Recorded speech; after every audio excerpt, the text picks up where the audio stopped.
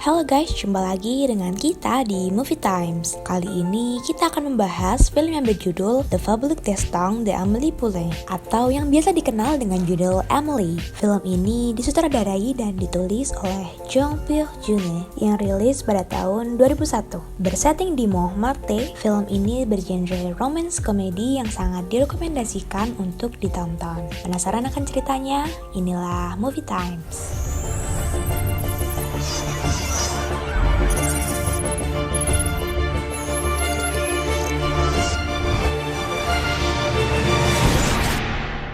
Kebahagiaan tidak hanya muncul dari hal-hal besar, kebahagiaan juga bisa muncul dalam hal kecil sekalipun. Dan hal tersebut berlaku pada Emily, seorang gadis kecil yang dibesarkan terisolasi karena ayahnya yang seorang mantan dokter salah mendiagnosisnya dengan penyakit jantung. Dan hal itu membuatnya harus homeschooling yang mengakibatkan ia tak punya teman untuk bermain, sehingga ia seringkali berimajinasi. Ibu Emily meninggal saat Emily kecil karena tertimpa seorang turis yang melakukan bunuh diri dengan melompat dari atas gereja. Dan dari kejadian itu, ayah Emily terobsesi mengoleksi hiasan keramik. Ketika Emily beranjak dewasa, ia pindah tinggal di sebuah apartemen dan ia menjadi pelayan di sebuah kafe kecil di Montmartre. Kafe tersebut mempunyai karyawan dan pelanggan dengan beragam latar belakang. Ada Suzanne yang merupakan pemilik kafe yang dulunya adalah seorang mantan artis sirkus.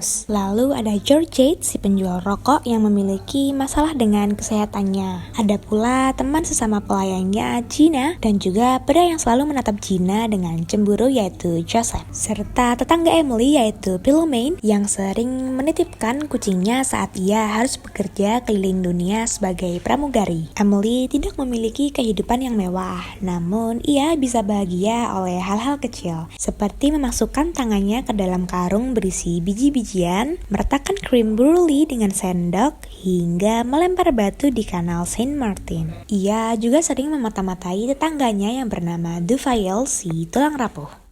Suatu hari pada malam kematian Putri Diana, kehidupan Emily berubah. Karena kaget mendengar pengumuman itu, secara tidak sengaja Emily menjatuhkan tutup botol parfum yang membuat ubin dinding kamar mandinya terlepas. Di baliknya, ia menemukan sebuah kotak logam tua yang berisi kenangan masa kecil seorang anak laki-laki yang tinggal di apartemennya beberapa dekade sebelumnya. Terpesona dengan penemuannya itu, Emily memutuskan untuk pergi mencari sang pemilik kotak untuk mengembalikannya.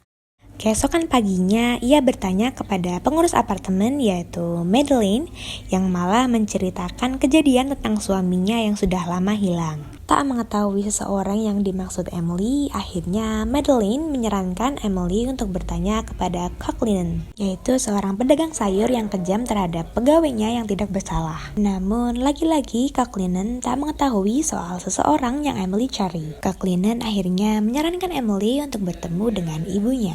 Emily pun menemui Ibu Colignan dan pada akhirnya Ibu Colignan memberi satu nama yang merupakan seseorang yang Emily cari, yaitu Bredotto. Keesokan harinya setelah pulang bekerja, Emily mencari pemilik kotak tua di seluruh penjuru kota.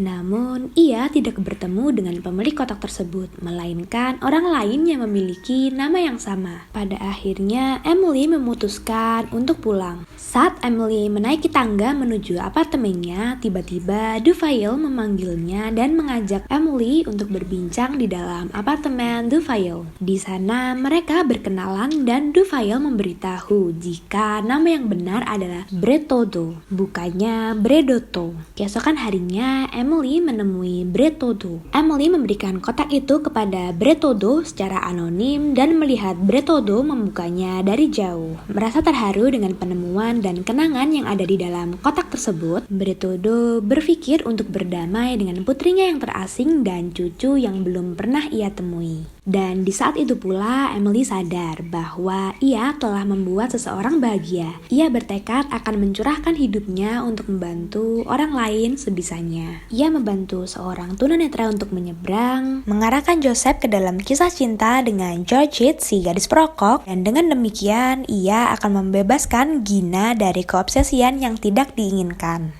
lalu masuk ke apartemen Collignon si penjual sayur kejam dan membuat perangkap hingga membuat pria kejam itu sedikit kehilangan kewarasannya. Selanjutnya memalsukan surat cinta kepada Madeline yang ditinggalkan suaminya. Hingga mencuri gnome milik ayahnya lalu meminta Philomene untuk mengambil foto gnome di setiap penjuru negara saat ia bertugas menjadi pramugari. Kemudian suatu hari saat Emily sedang dalam perjalanan untuk pulang, ia melihat seorang pria muda mengumpulkan foto-foto yang dibuang di bawah sebuah foto booth yang membuat Emily tertarik. Namun tiba-tiba pemuda itu bergegas untuk pergi dan menjatuhkan buku hariannya. Emily pun lalu memungutnya dan langsung terpikat.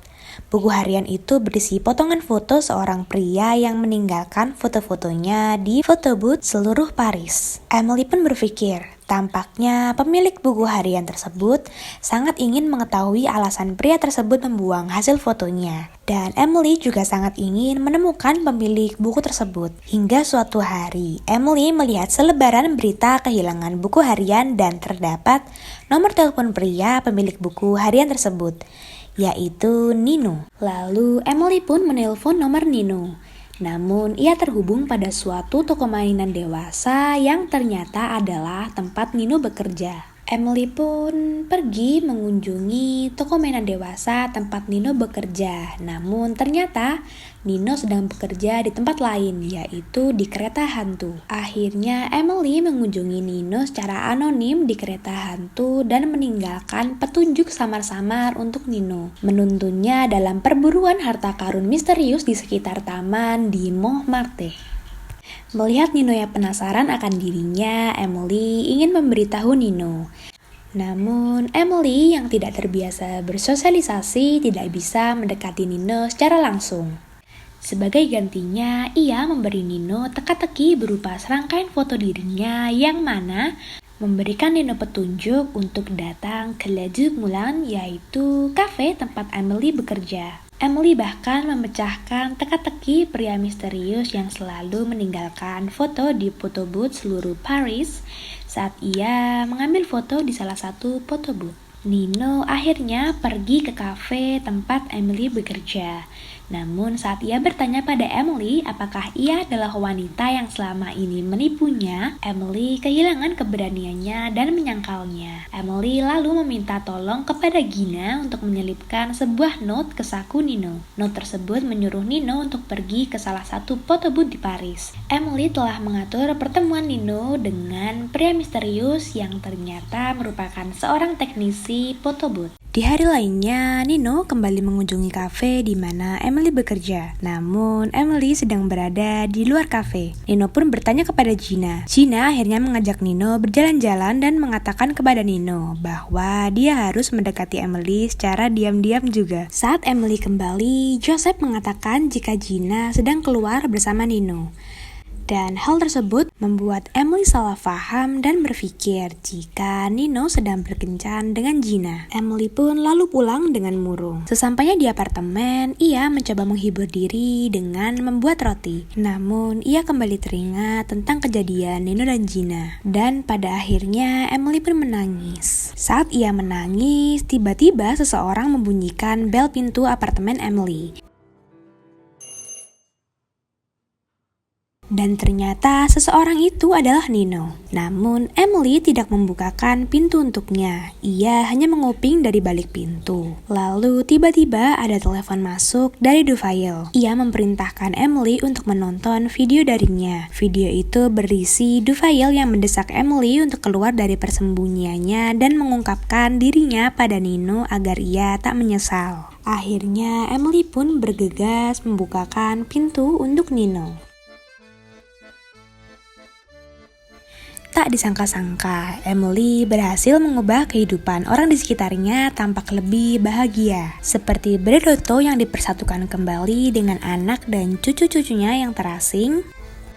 Ada pula ayah Emily yang memutuskan untuk mengikuti jejak gnome-nya yang melakukan tur keliling dunia. Dan Emily yang mengatakan kepada Nino bahwa dia mencintainya.